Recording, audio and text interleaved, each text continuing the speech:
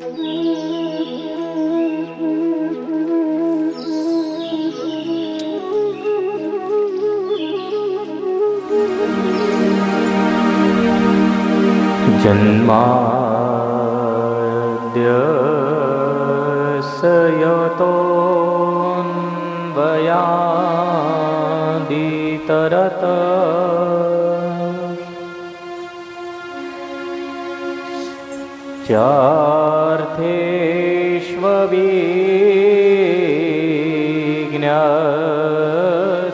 चार्थेष्वभिज्ञस्वराट्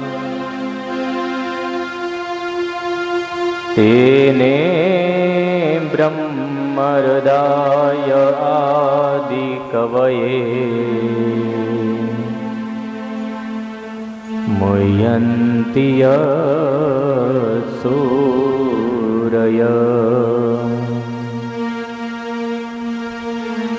तेजो वारिमृदां यथा विनिमयो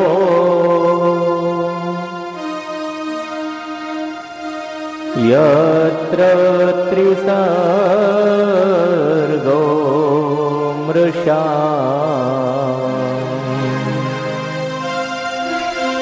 दाम्ना स्वेन सदा निरस्तकुहकम्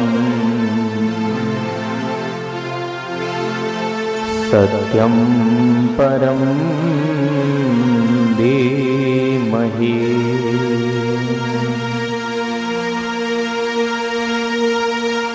यो दिव्याक्षरदां नितिष्ठति सदा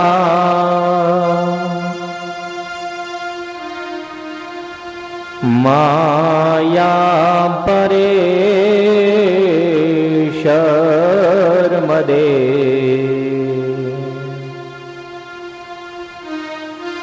कारुण्याम्बुदिनीं नमामि तमः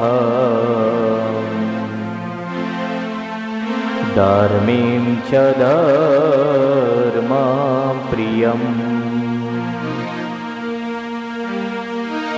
धर्मारीक्षयकारणं च सहजा नन्दं हरिं धर्मज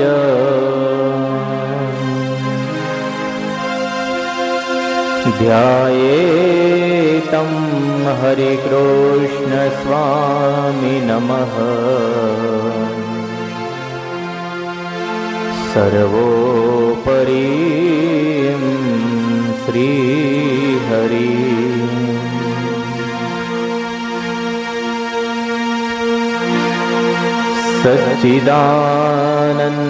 सच्चिदानन्दरूपाय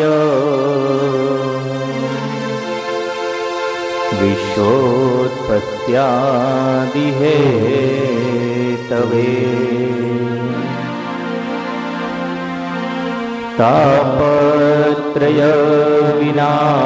तापत्रयविनाशाय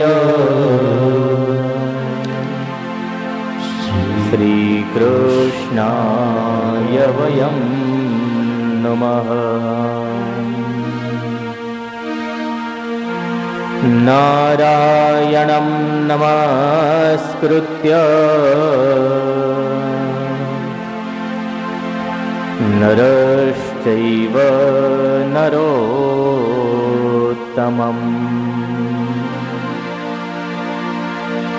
देवीं सरस्वतीं व्यासम्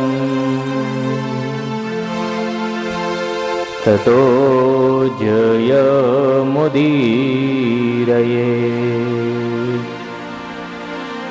ततो जयमुदीरये।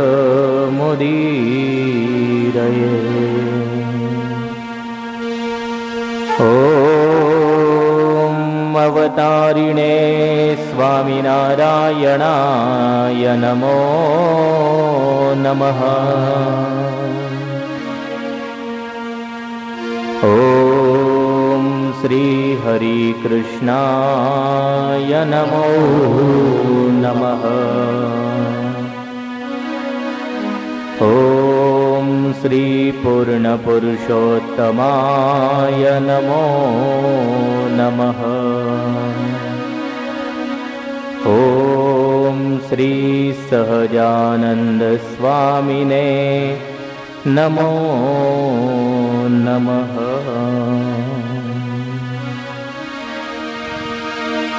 आज सखिया नंदनी है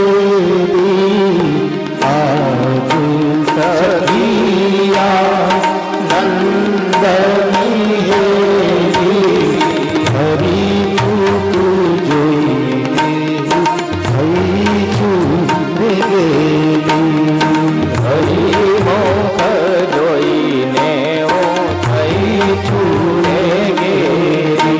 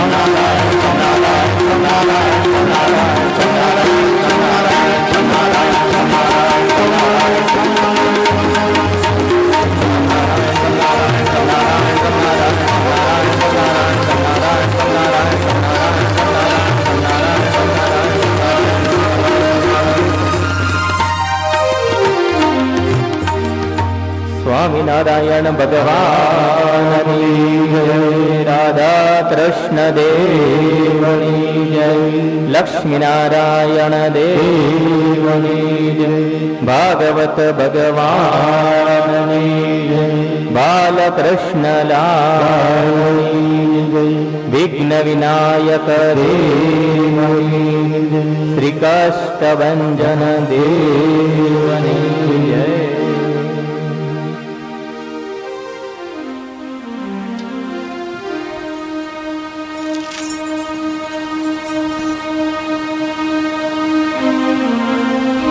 भक्तजनांनो,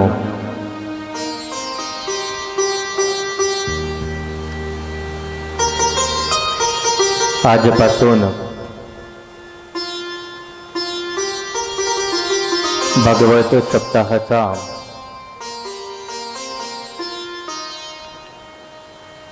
कार्यक्रमाचे आयोजन सुरू झाले।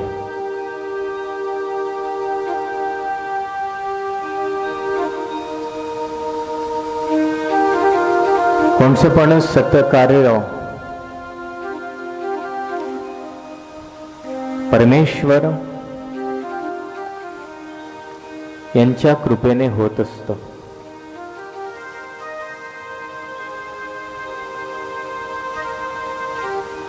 आपल्या मंदिरामध्ये विराजमान संकल्पसिद्ध हरिकृष्ण महाराज, अक्षर निवासी सद्गुरु शास्त्री स्वामी प्रभुजीवनदास जी, पार्षद भास्कर भगत, शास्त्री स्वामी धर्मस्वरूपदास जी, कोठारी स्वामी मोहन प्रसाद दास जी,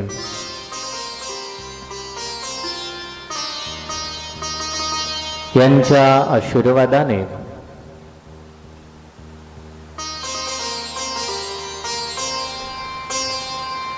अक्षर निवासी भावडू गणेश पेगडे व अक्षर निवासी सरस्वतीबाई भावडू पेगडे यांच्या स्मरणार्थ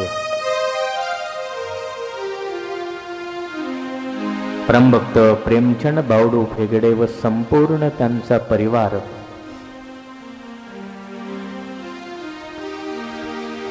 यांच्या यजमानपदी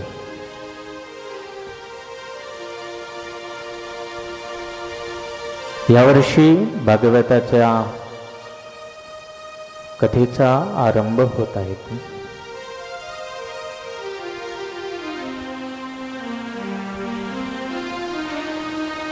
भक्तजनांनो, भगवंताची कथा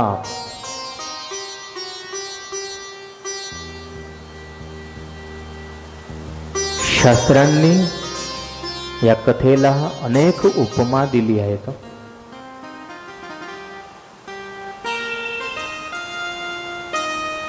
परंतु त्यामध्ये सुद्धा भागवत शास्त्र,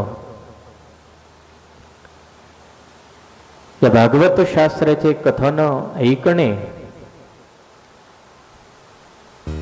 म्हणजेच परमेश्वराचं परिपूर्ण सेवन करणे।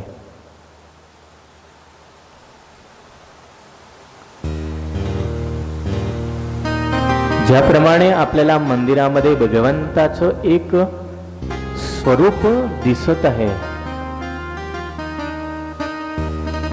त्याच प्रकारे भागवत हे सुद्धा भगवंताचं वाङ्मय स्वरूप आहे। वाङ्मय स्वरूप म्हटलं तर वाणी स्वरूप आहे।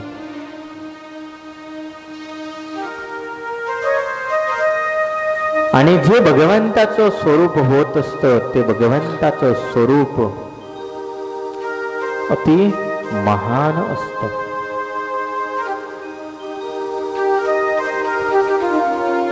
अशा भगवंताच्या स्वरूपाचं आपल्याला सेवन करायचं आहे।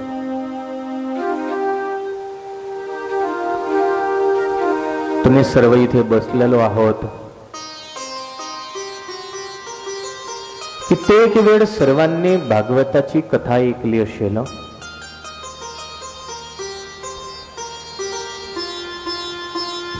कित्येक कित्येक वेळ आपण कथा ऐकल्यावर सुद्धा आपण ज्यावेळेस भागवताचे आयोजन होते आणि आपण कथा ऐकायला येतच असतो. कारण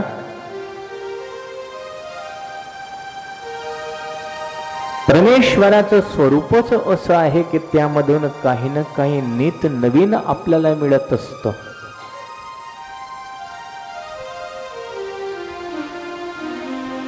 कदाच गेल्या कालचा न्यूजपेपर वाचलेला आज हातात आला तर आपण म्हणतो की हा तर जुना झाला. एकच दिवसामध्ये तो जुना होऊन जात असतो. परंतु हे तर 5000 वर्षांपासून चालत आलेलं आहे. किती? 5000 वर्ष. 5000 वर्षांपासून चालत अजून सुद्धा ते कधीही जुनं झालेलं नाही. हाच प्रताप भागवताचा आहे.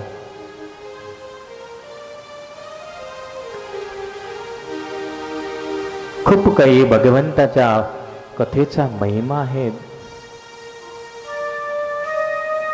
समय पण आपला खूप झालेला आहे. आधी भगवंताची कथाला आपल्याला सुरुवात करायची आहे. भागवताचं महात्म्य आधी समजायचं आहे. ग्रंथामध्ये सुरुवात करू त्याआधी त्या ग्रंथाच्या महात्म्याला समजा.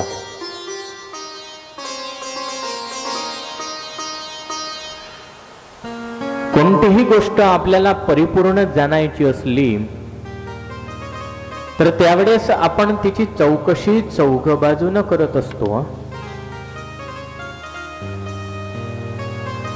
चौघ बाजूना तिची चौकशी झाल्यानंतरच मग आपण तिथे पाऊल मांडत असतो. तेच चौकशी, तेच म्हणजे काय तर तेच महात्म्य आहे की ग्रंथाचं दर्शन आपल्याला दाखवून देतं की हा ग्रंथ कसा आहे, याने काय घडलं आहे. मोक्ष धुंदुकारीचा झाला हे आपण कित्येक वेळ ऐकलं. परंतु मोक्ष तत्व हे काय आहे? मोक्षाला आपण काय समजलो आहोत आणि शास्त्र काय आपल्याला समजवतं, हे सर्व काही महात्म्य आपल्याला समजविता येतं.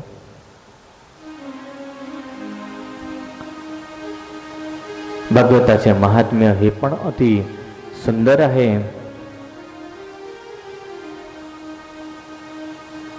शौनक आणि सुत पुराणिक यांचा आधी संवाद आहे. नैमिषारण्य क्षेत्र, या नैमिषारण्य क्षेत्रामध्ये 88,000 मुनी एकत्रित झाले होते. किती? 88,000. आणि त्या सर्वांना सुत पुराणिक यांनी या कथेचा लाभ दिला. आता विचार करण्यासारखी गोष्ट आहे. तुम्ही इथे 50-60 बसले असतात तरी सुद्धा मला माईक लाववा लागतो आणि मग शेवटचे ऐकू शकता. आता 88,000 कसं ऐकू गेलं असेल?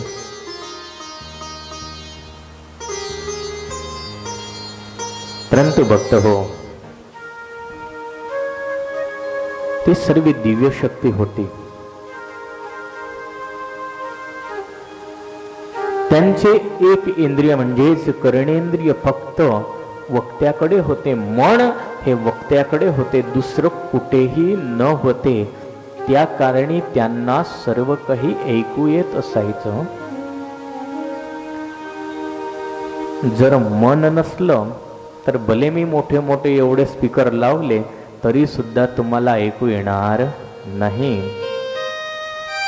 म्हणजे सर्वात मुख्य मुद्दा पहिला पॉइंट जो आहे तो आहे आपले मन इथे स्थिर करावे.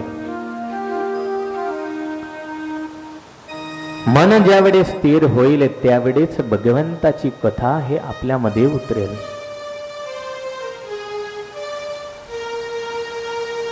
सर्व शौनकादिक महर्षी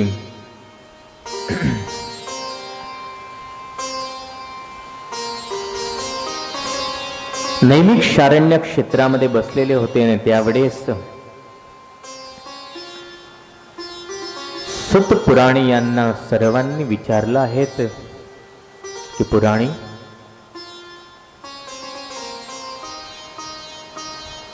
विष्णू भक्त भगवंताचे भक्त असतात. ते भगवंताचे भक्त माया आणि मोह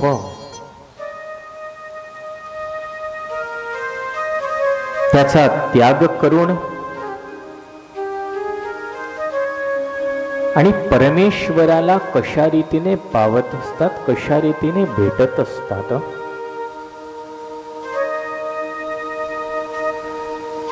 सांसारिक मनुष्य हा ज्यावेळेस संसारामध्ये दुःखी होत असतो, दुःखी होऊन त्याच्या मनाला शुद्ध करण्याचा सर्वात श्रेष्ठ उपाय हा कोणता आहे?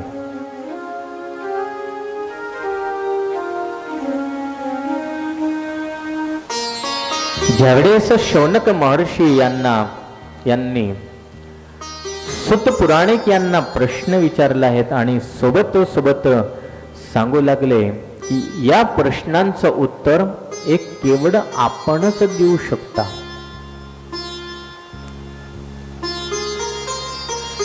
कारण या जगामध्ये कित्येक असे प्रश्न आहे की त्या प्रश्नांचं उत्तर केवळ गुरुद्वाराच मिळू शकतं, गुरु विना भेटू शकत नाही.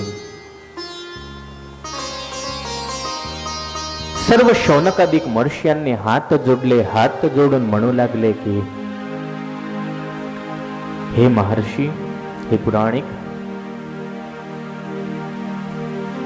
तुम्ही कृपा करा, कृपा करून आणि आम्हा सर्वांना या प्रश्नांचे उत्तर द्या.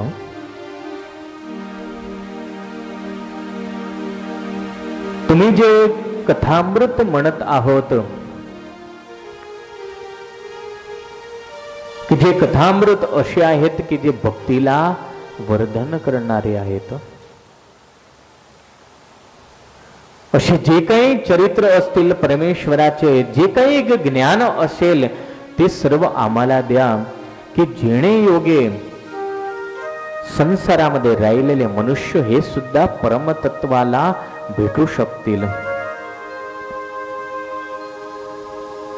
त्यानंतर शौनकादिक महर्षी यांनी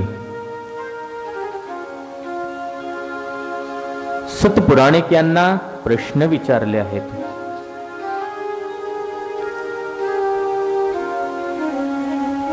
प्रश्नामध्ये त्यांनी विचारले की हे महर्षी शुकदेवजी आणि परीक्षित यांची कथा हे कुठे झाली?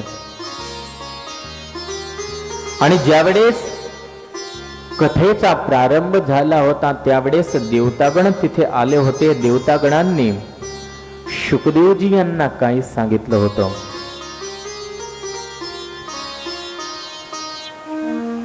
सुंदर प्रसंग हे बघतो हो. ज्यावेळेस शुकदेवजी महाराज परीक्षित राजा याला भागवत शास्त्राचे कथन ऐकवत होते त्यावेळेला देवता हे तिथे आले. हे आधी सर्व तुम्हाला भागवताचा महिमा समजवून राहिला आहे.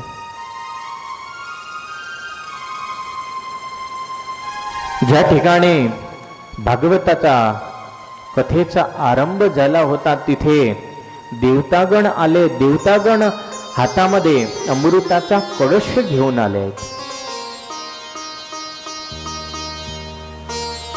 अमृताचा कळश घेऊन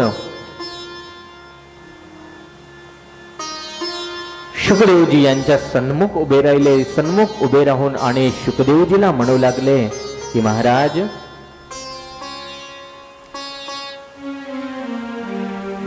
आम्ही एक इथे तुम्हाला विनंती करण्यासाठी आलो आहोत. शुकदेवजी म्हणतात, काय विनंती आहे बोला.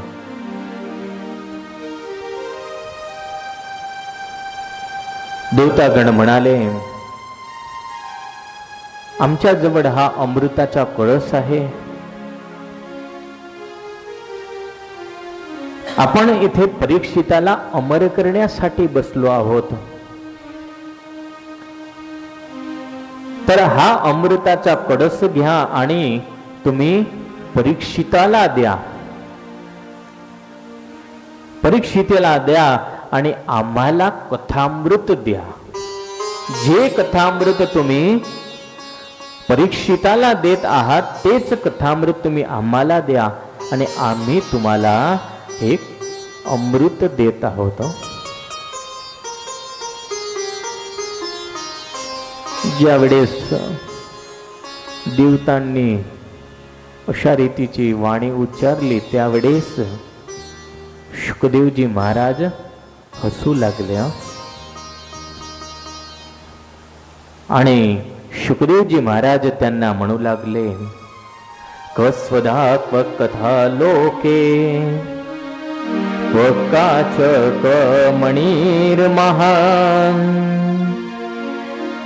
ब्रह्मरातो विचार्यैव तदा देवान् जहासः.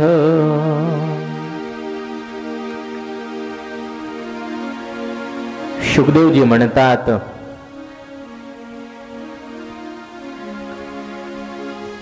की अरे देवतांनो, तुम्ही जी माझ्याशी डील करायला आल्या होता, संधी करण्यासाठी आला होते, कशी आहेत? तर म्हणता, कुठे काच आणि कुठे मणी. आपल्यामध्ये हे जवेरी बसले आहेत, हसमुखभाई HM पटेल. आता त्यांना विचारा की काचाच्या तुकड्याचं मूल्य किती आणि एक हिरा असेल कोणी तसा तर त्याचं मूल्य किती असतं.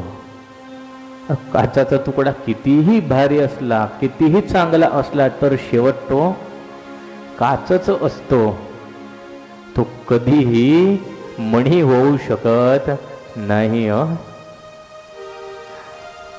शुकदेवजी महाराज हसू लागले आणि म्हणतात की देवतांनो, तुम्ही स्वार्थी आहात.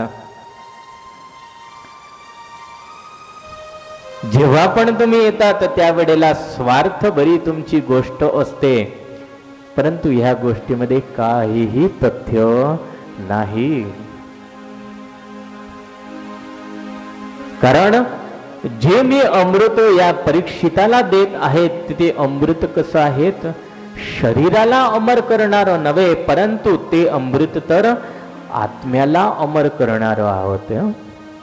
आणि तुमचं अमृत तर काय आहे, शरीराला. शरीर सुद्धा कोटपर्यंत मर, त्याची सुद्धा अवधी आहेत.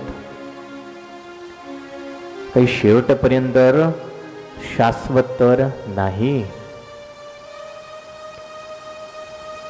शुकदेवजी महाराज यांनी हास्य करून आणि देवतांना काढून टाकले. देवतांना काढले त्यावेळेस समग्र स्वर्ग लोकामध्ये एक चर्चा झाली. आणि ते चर्चा अशी झाली की अहो, एक भागवत शास्त्र, त्या भागवत शास्त्राच्या कारणी परीक्षिताचा मोक्ष झाला. ब्रह्माजीच्या कानी ज्यावेळेस ही गोष्ट लागली त्यावेळेस ब्रह्माजी यांनी भागवताची तुलना केली अन्य ग्रंथांसोबत.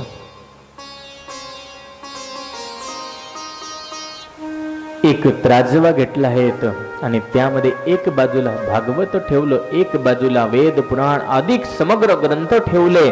आणि ज्यावेळेस तुलना करण्यात आली त्यावेळेस समोर तुलना झाली नाही. भागवत ग्रंथाचं वजन हे यथावत राहिलं. सेज एक रती मात्र सुद्धा ते उंच झालं नाही. हे भागवत ग्रंथ आहे. एक परमेश्वराच्या केवळ श्रवण मात्राने जर मोक्ष मिळत असेल तर देवतांना सुद्धा आश्चर्य झालं की अहो, एवढा महान हा ग्रंथ आहे की ज्या ग्रंथाने भक्तजनांना मोक्ष प्राप्त होत असतो. भक्तजनो, सुंदर असे या भागवत ग्रंथाचे महात्म्य आहेत. यामध्ये प्रथम सर्वात आधी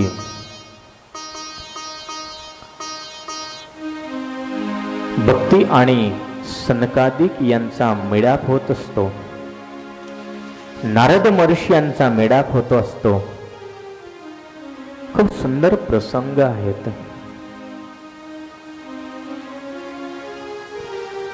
हा प्रसंग सुद्धा भागवत ग्रंथाचे महात्म्य आपल्याला समजवतो आहेत. नारद महर्षी सर्वत्र विचरण करणारे, हातामध्ये कडताल घेऊन भगवंताचं नाम धन्य करत निघाले आहेत.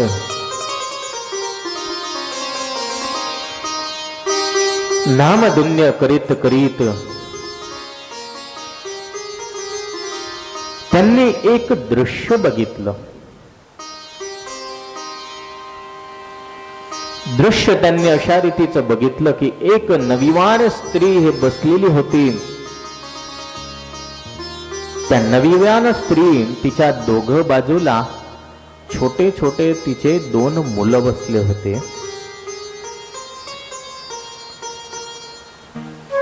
दोघं मुलं दिसायला छोटे होते, परंतु त्यांची अवस्था कशी होती? वृद्ध होती, म्हातारपणाची होती. नारदजींना आश्चर्य झालं. अरे हे कसं की हे स्त्री युवान आणि तिचे 2 मुलं, दोघचे 2 म्हातारे.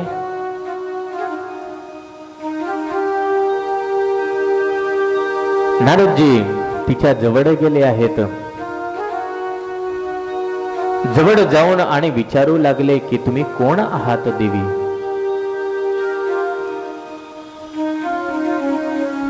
आणि तुमचे हे 2 मुलं आहेत की कोणी दुसरं आहेत?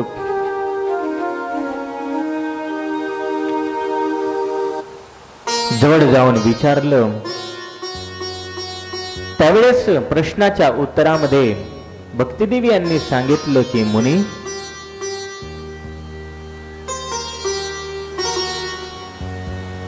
मी स्वतः भक्ती आहेत आणि हे दोघचे 2 माझे पुत्र वैराग्य आणि ज्ञान आहेत.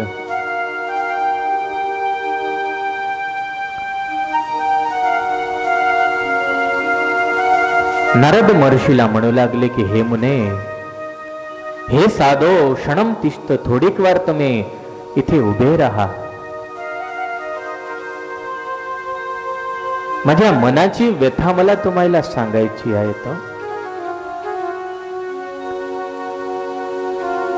नारद म्हणाले, बोला. भक्ती म्हणाली की मुने, मी युवान आहेत आणि माझे 2चे 2 पुत्र हे वृद्ध झालेले आहेत. आपण काही कृपा करा, अशी कृपा करा की माझे 2 मुलं युवान होतील. जर असं कोणी बघितलं तर जगामध्ये मला म्हणणारे काय म्हणतील की माता युवान आणि पुत्र 2चे 2 वृद्ध आहेत. हे कसं?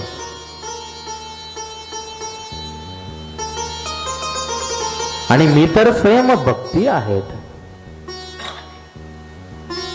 नारद महर्षी यांना थोडं आश्चर्य झालं.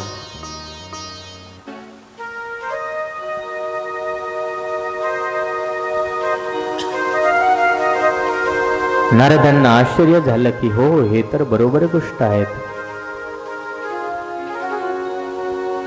यासाठी काही मला करावं लागेल. नारद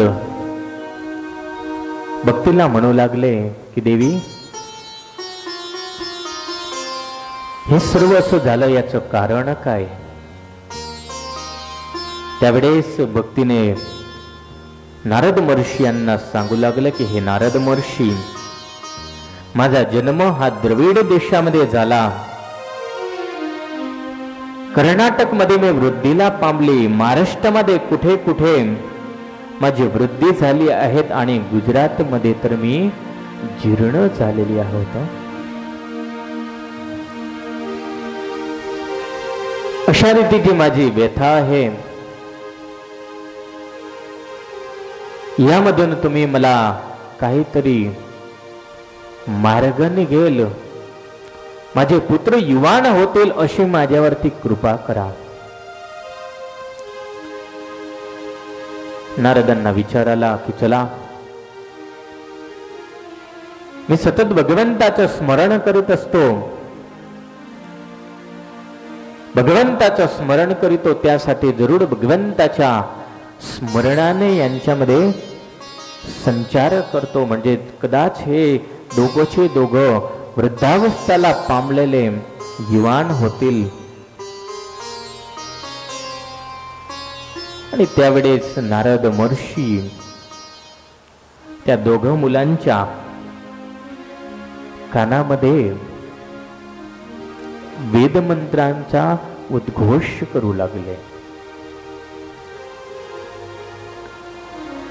वेदमंत्रांचा उद्घोष केला तरी सुद्धा त्यांना काहीही असर न झाले.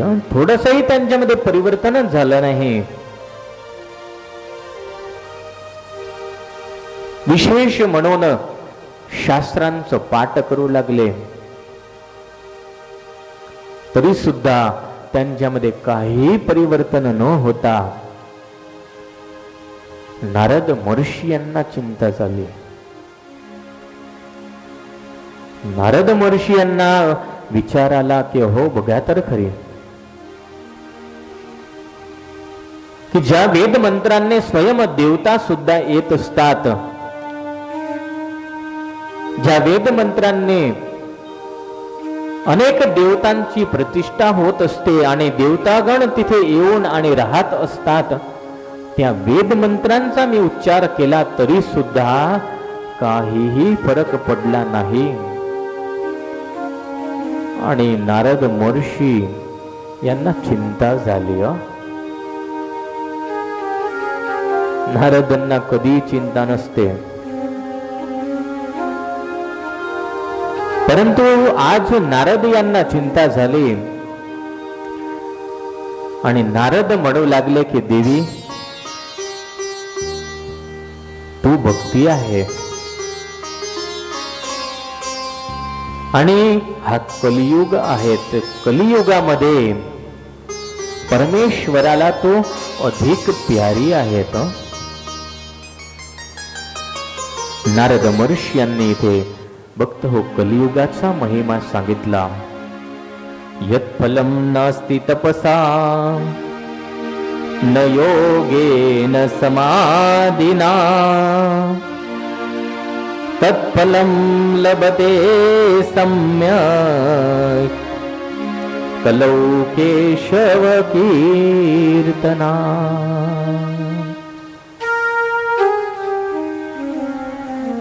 नारद म्हणाले की देवी,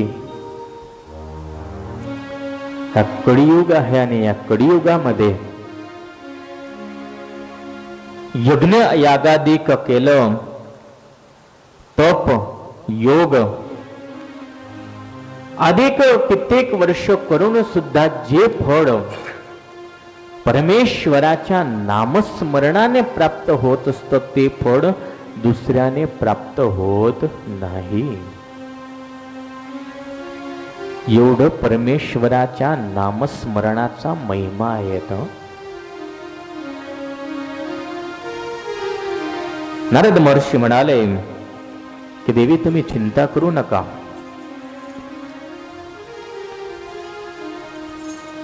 तुम्ही परमेश्वराची अति मानिती आहात. मी अवश्य याचा कुठून न कुठून उपाय शोधेल. कारण हे मुनी,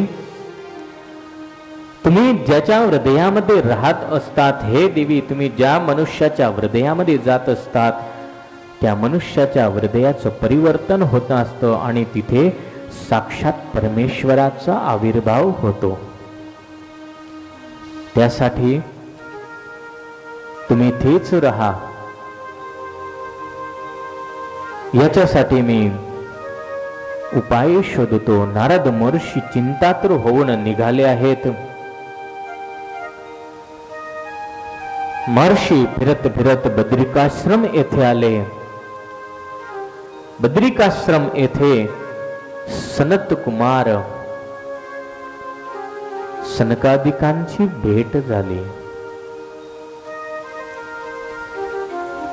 सनकादिकांची भेट झाली. नारद महर्षी यांच्या मुखावरती चिंता होती. तुम्ही बघा की जो मनुष्य मनामधून चिंतित असतो त्याची मुखाकृती तरतच दिसून येते की याची मुखाकृती आहे चिंतातूर आहेत. हा काहीतरी खूप मोठ्या चिंतेमध्ये आहेत.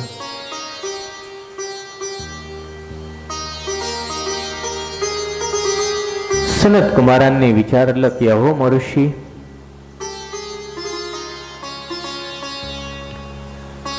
तुम्ही तर भगवंताचे नामस्मरण करीत असतात. नामस्मरण करून आणि सर्वत्र विचरण करीत असतात. दुसऱ्यांना सुद्धा आनंद देत असतात. आणि आज तुम्ही स्वतः अशा रीतीचे निराशवादी होऊन फिरतायत, चिंतातूर आहेत. कारण काय आहेत? नारद यांनी सांगितलं की मुनी, मी एक दृश्य बघितलं. कसलं दृश्य? असं आहे की त्यामध्ये एक युवान स्त्री आहे, तिचे 2 मुलं आहेत. परंतु दोघंचे दोघं मुलं वृद्धावस्थेला पामले आहेत. अनेक प्रकारांचे मी त्यांच्यावरती प्रयोग केले. वेद मंत्रांचे उच्चारण केले, उपदेशांचे उच्चारण केले, तरी सुद्धा काहीही फरक न पडला. शेवट आकाशवाणी झाली. आकाशवाणीने सांगितलं की मुनी, सत्कर्म करा. आता हे सत्कर्म काय?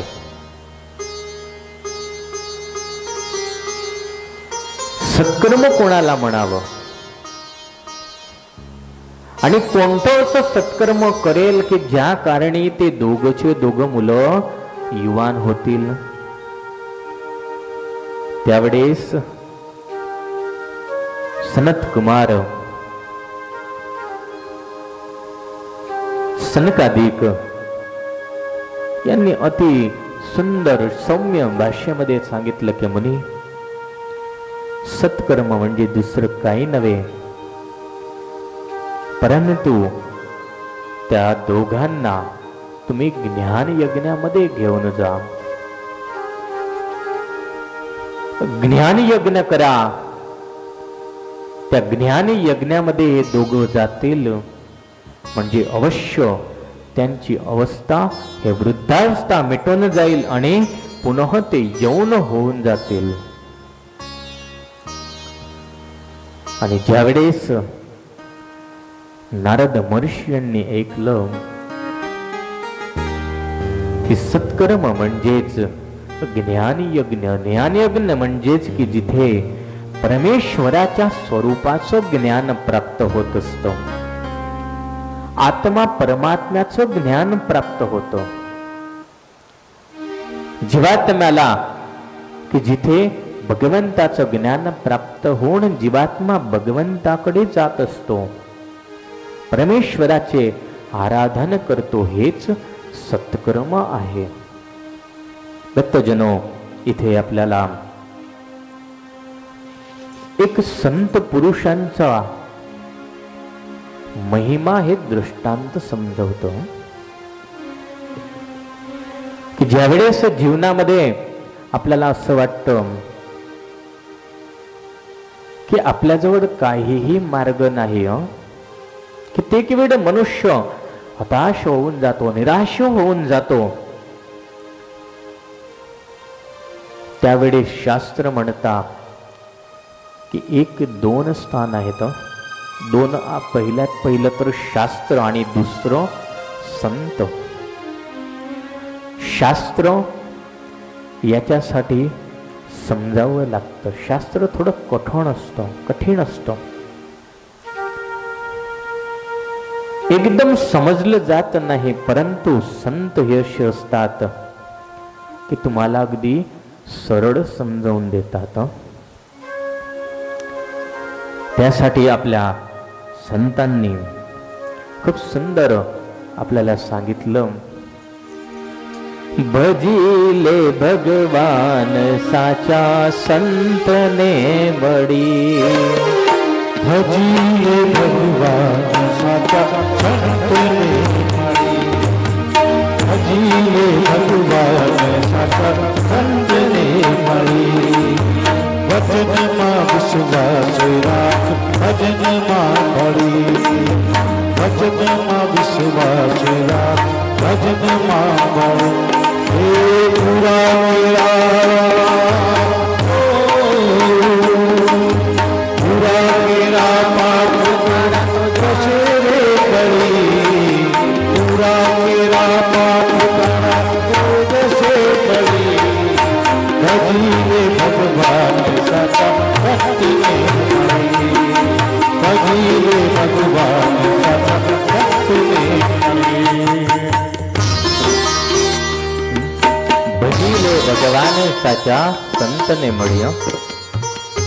ज्यावेळेस संतांचे समागम होत असतात, संतांचा मेळाप होतो, त्यावेळेस संतांच्या वचनांवरती विश्वास असू द्या. संत आणि शास्त्र या दोघांच्या वचनांवरती विश्वास ठेवा. जर विश्वास असेल तर शास्त्र म्हणतं की अवश्य त्या मनुष्याच्या प्रश्नाचं समाधान मिळत असतं.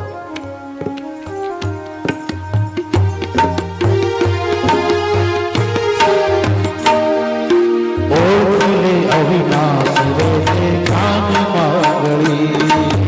ओळखिले अविनाशी रे कान मागळी. रिजसे रिजसे रंग रेलवा अजून कळी. रिजसे रंग वालो अजून कळी. भजिले भगवान साचा भक्तने पड़ी. भजिले भगवान साचा भक्तने पड़ी. भगवंताच्या स्वरूपाची ओळख भगवान स्वामीनारायण वचनामृतामध्ये म्हणतात, या दोन वस्तूंनी होत असते, एक शास्त्रांनी आणि एक संतांनी. आता परमेश्वराला ओळखायचं कसं? नारदासारखे महर्षी, परंतु यांना सुद्धा एवढं समजलं नाही की सत्कर्म म्हणजे काय. परंतु त्या सत्कर्माला परिपूर्ण स्पष्ट करून दाखवणारे हे कोण होते? संतच होते. सनकादिक ऋषी, या सनकादिक ऋषींनी स्पष्ट करून दाखविलं. इथे स्वामी सुद्धा तेच म्हणतात की ओळखिले अविनाशी रे जे ज्ञान मागडी. की भगवंताची ओळख तेव्हा होत असते की ज्यावेळेस संत महापुरुषांची ओळख होते, त्याच वेळेला भगवंताची सुद्धा ओळख होत असते.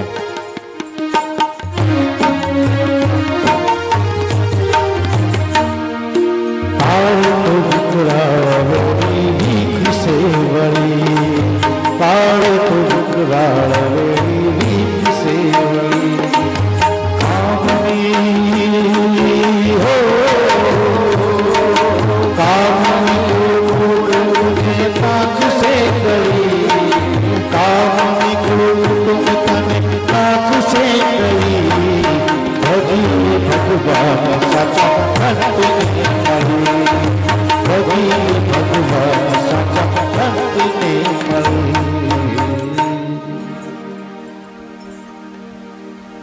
सनकादिकांनी सांगितलं, नारद महर्षीला का महर्षी, भगवंताच्या ज्ञान यज्ञाचा आरंभ करा, म्हणजेच भागवताचा आरंभ करा. भागवताच्या आरंभाने तुम्हाला जे तुमचे प्रश्न आहेत त्यांचं उत्तर मिळेल. त्यावेळेस नारद महर्षी यांनी भागवताचा आरंभ केला आहे.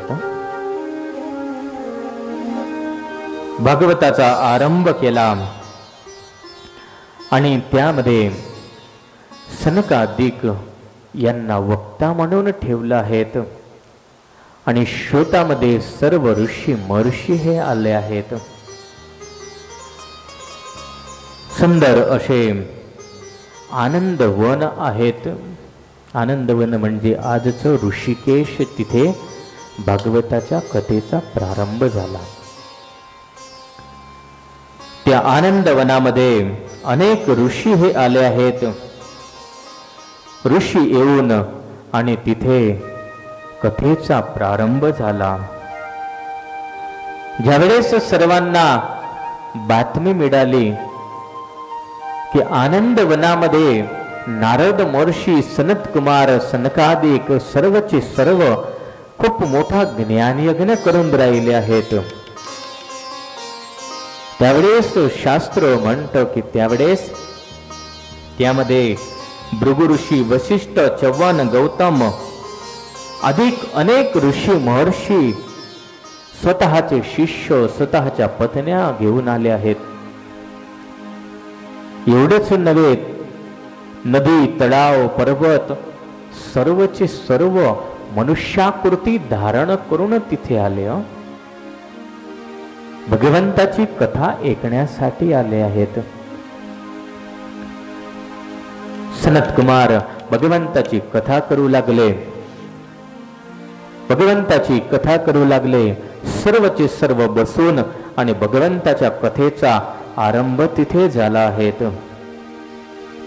भगवंताच्या कथेचा आरंभ झाला. भागवताचा महिमा सांगितला की जो मनुष्य एक किंवा अर्ध्या श्लोकाचा सुद्धा पाठ करीत असतो, अवश्य त्या मनुष्याला अंतिम गत्वा परमेश्वराचं धाम हे प्राप्त होत असतं. भागवताचा एक श्लोक किंवा अर्धा श्लोक सुद्धा रोज त्याचं स्मरण करीत असला, गान करीत असला तरी सुद्धा, विचार करा, 18,000 श्लोक आहेत, त्यामधून फक्त एक श्लोक किंवा त्यामध्ये सुद्धा अर्धा, केवढी भगवंताची कृपा आहे. शास्त्र तर असं म्हणतं की ज्या वेळेस आनंदवनामध्ये कथाचा प्रारंभ झाला, कित्येक न आले होते, तर स्वयं भृगु ऋषी त्यांना पकडून पकडून घेऊन आले. पकडून घेऊन आले आणि बसविलं आणि सांगितलं की बसा, इथे बसून आणि तुम्ही भगवत वार्ता ऐका, परमेश्वराचे चरित्र ऐका. एवढा भागवताचा महिमा, कथेचा सुंदर असा प्रारंभ झाला. सतपुराणिक शौनकादिक महर्षी यांना म्हणू लागले की महर्षी, कथेचा प्रारंभ झाला आहे. सनत कुमार, नारदादिक सर्व ऋषी यांना भागवत कथेचं ज्ञान देऊ लागले. आणि त्याच वेळे एक घटना घडली आहे. तो घटना अशी घडली की हा कथेचा प्रारंभ सुरू झाला होता. भगवंताची कथा सुरू झाली होती, अविरत चालली होती. सर्व ऋषी महर्षी बसलेले होते आणि त्या ऋषी महर्षींमध्ये एक स्त्री ही आली आहे. तो सुंदर स्त्री होती. दोघं हातांमध्ये दोघं पुत्र होते. पुत्रांना घेऊन आणि तिथे मंडपामध्ये निघाली. जिथे सनत कुमार सनकादिक बसलेले होते त्या सनकादिकांजवळ गेली आहेत. सनकादिकांजवळ गेली. सर्व आरोड्या मारू लागले, अरे अरे बघा बघा, हे कोण स्त्री? अरे ब्रह्मचार्यांजवळ कोण स्त्री गेली आहे? खाली उतर, खाली उतर, कोण आहे तू? नारद महर्षी सनकादिक म्हणू लागले, अरे रे बसा बसा, हे दुसरी कोणीही नव्हे, परंतु हे कोण आहेत? हे तर साक्षात भक्तिदेवी आहेत. हे तर साक्षात भक्तिदेवी आहेत. आणि या भक्तिदेवीला जे काही चमत्कार घडला तो चमत्कार आपल्याला ऐकायचा आहे. हे भक्तिदेवी, इथे दोघं हे मुलं आहेत. याने दोघं मुलं लहान असून सुद्धा वृद्ध होते, परंतु ज्यावेळेस हे भागवताचे शब्द त्यांच्या कानामध्ये पडले, त्या शब्दांच्या योगे ते दोघंचे दोघं मुलं तरुण अवस्थेत झाले आहेत. आणि त्या कारणी भक्तिदेवी हे आपल्या या कथेमध्ये आले आणि सर्व भगवंताची धुन्य करू लागले. श्री कृष्ण गोविंद हरे मुरारे, हे नाथ नारायण वासुदेव. बोला सर्वचे सर्व.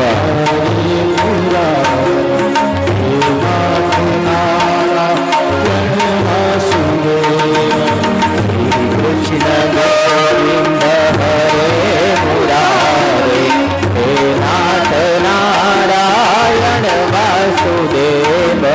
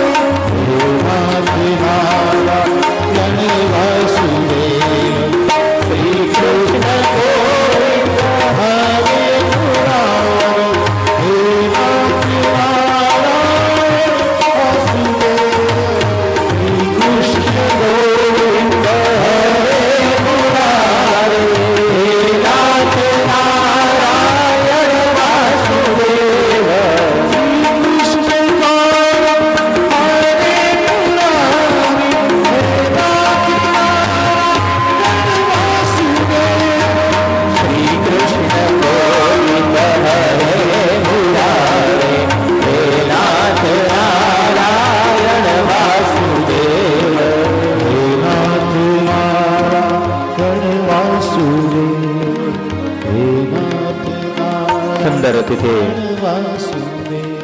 भगवंताच्या नामाची धुन्य झाली.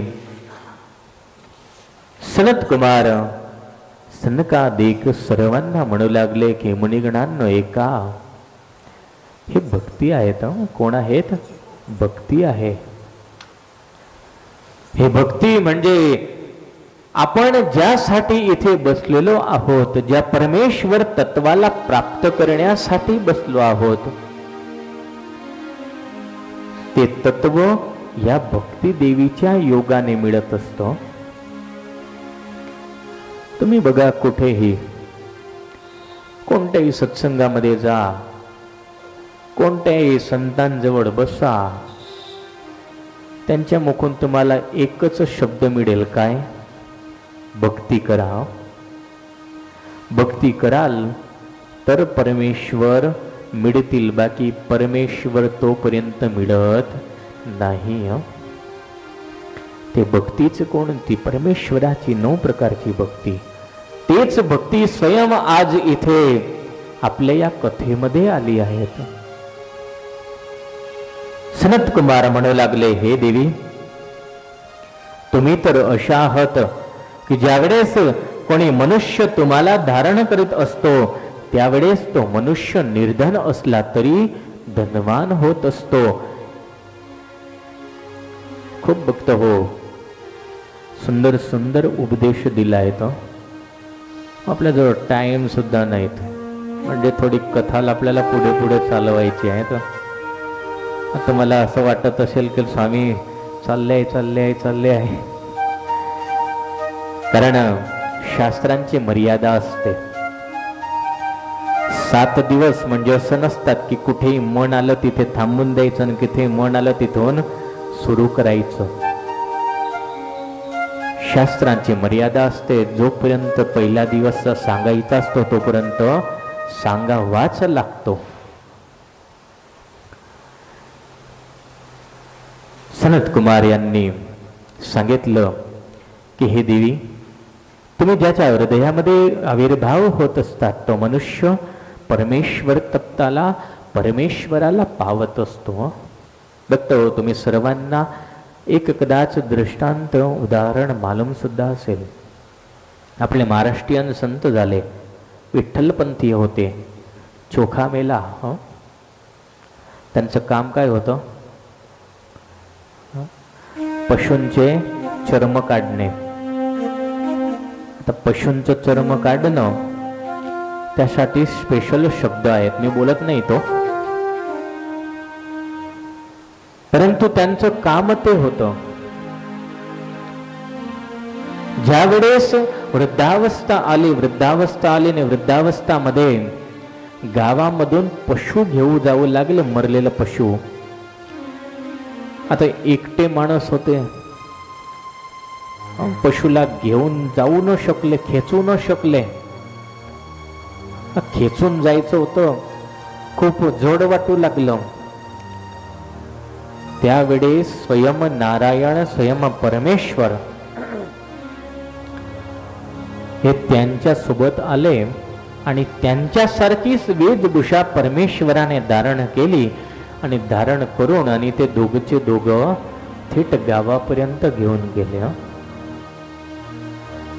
विचार करा की जे अति तुच्छ कर्म आहे त्या तुच्छ कर्मामध्ये सुद्धा परमेश्वर येत असतो. कारण भक्तीच्या कारणी. कार्य करणारा कोण होता? भक्त होता. परमेश्वराजवळ कधीही जातीपाती नाही की हा जातीचा आहे, हा उत्तम आहे, हा श्रेष्ठ आहे, कोणीही नव्हे. परमेश्वराला तर एकच की जो माझा आहे तो माझा आहे, तो कसल्याही जातीचा असो. शौनकादिक महर्षी यांनी सतपुराणिक यांना सांगितलं की महाराज, या भागवत शास्त्राने तुम्ही सांगितलं की धुंदुकारीचा मोक्ष झाला होता. तो धुंदुकारी कोण होता? त्याची कथा तुम्ही आम्हाला ऐकवा.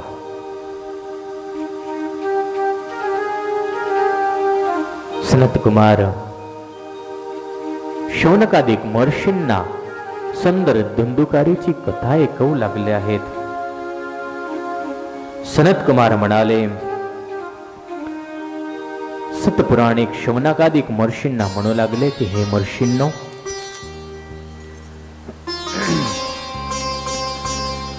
तुंगभद्रा नदीच्या किनाऱ्यावरती एक उत्तम असे नगर आहेत आणि त्या नगरामध्ये आत्मदेव नावाचा ब्राह्मण राहत आहेत.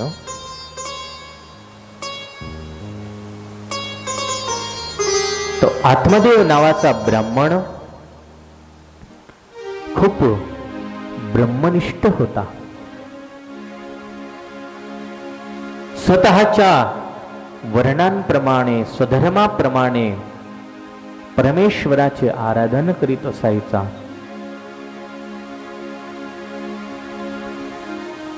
महात्म्यामध्ये तर असं लिहिण्यात आलं की द्वितीय इव भास्कर, म्हणजेच दुसरा सूर्यासारखा होता. आता सूर्यासारखा म्हणजे काय, गरम क्रोधिष्ट तसा नव्हे. सूर्यासारखा म्हटला म्हणजेच सर्व गुणांनी युक्त, समृद्धिवान, सर्व काही त्याच्याजवळ होतं. खूप समृद्धी होती, एवढी समृद्धी होती की कधीही संपणार नाही अशी समृद्धी त्याच्याजवळ होती. विद्वान होता, खूप विद्वत्ता होती. एवढं असून सुद्धा एक छोटीशी गोष्ट नव्हती. आणि ती छोटीशी गोष्ट म्हटली तर की वंश कोणीही नव्हता. कितीही असलं परंतु जर वंशावलीमध्ये कोणी नसला तर काय करायचं. आत्मदेव हर हमेश सतत एकच चिंतामध्ये राहत असायचा की माझ्याजवळ एवढं सर्व काही असून सुद्धा परमेश्वराने मला एक संतती दिली नाही. तर आत्मदेव घरी यायचा, घरी येऊन आणि स्वतःच्या पत्नीला म्हणत असायचा की अगं परमेश्वराने आपल्याला सर्व काही दिलं, सर्व देवोन सुद्धा एक थोडीशी आपल्या जीवनामध्ये कमीपणा काय ठेवला असेल. जर परमेश्वर ते सुद्धा देऊन देईल तर आपल्यापाशी काहीही कमीपणा नाही. आणि बघतो हे गोष्ट अगदी सत्य आहेत. संसारिक मनुष्य कोणीही असला त्याला अवश्य या गोष्टीची अपेक्षा असते आणि असायला सुद्धा हवी, कारण शास्त्र त्याला संमती देतात. आत्मदेव तर विद्वान होता. आता जो विद्वान होता तो विद्वान जर एवढं समजत होता तर त्याच्या मनामध्ये केवढी चिंता असेल. मनामध्ये एकची एक चिंता, कुठे पण गेला तर हेच चिंता राहायची. घरी आला म्हणजे पत्नीला हेच गोष्ट करायची. परंतु जेवढा आत्मदेव पॉझिटिव्ह होता तेवढीच निगेटिव्ह म्हणजेच त्याची पत्नी धुंदुली होती. धुंदुलीला विचार येत असायचा की हो, मनामध्ये विचार करायची की काय हा आत्मदेव एवढा विद्वान ब्राह्मण आणि अशा रीतीचा विचार करीत असेल, काय याच्यामध्ये सतत मन ठेवत असेल. अरे त्याला काय विचार करायची की याला काय मालूम असणार की ज्या वेळेस संतती होईल, पुत्र होईल तर सर्व काही मला करावं लागेल. 9 मास पर्यंत मला उदरामध्ये ठेवायचा, 9 मास पर्यंत सर्व काही ध्यान ठेवायचं. हे खायचं नाही, ते खायचं नाही, असं नाही, तसं नाही, इथे जायचं नाही, ते नाही. 9 मासानंतर पुन्हा सर्व काही त्याची दैहिक क्रिया मला करायची.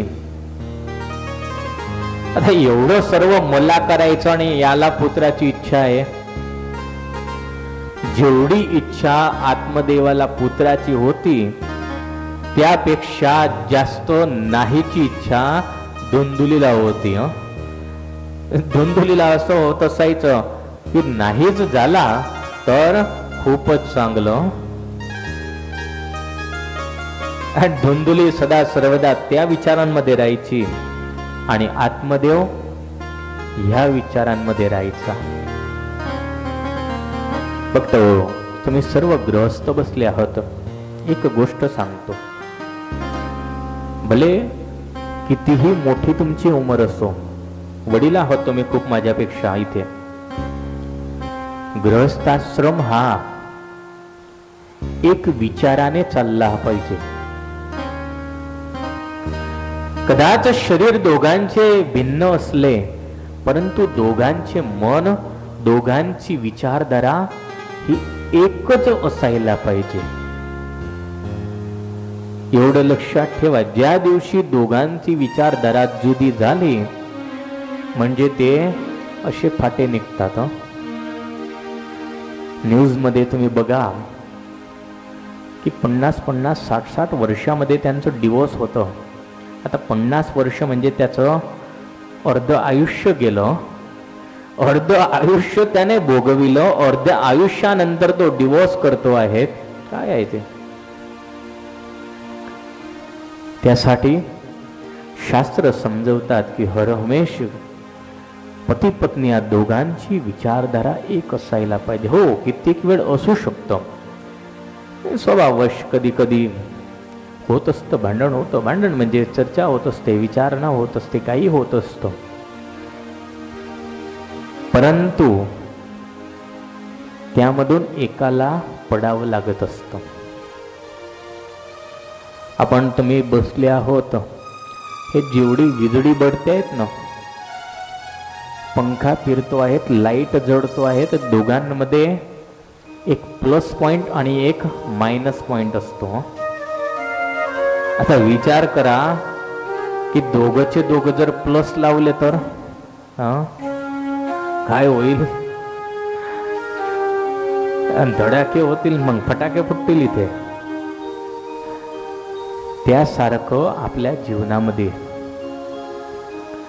धुंदुलीची विचारशक्ती अलग होती, आत्मदेवची विचारशक्ती अलग होती. आत्मदेव सतत एका विचारामध्ये असायचा, पुत्र होईल, धुंदुलीला पुत्र पाहिजे नव्हता. आत्मदेव याने खूप काही स्वतःच्या जीवनांमध्ये सत्कार्य केले.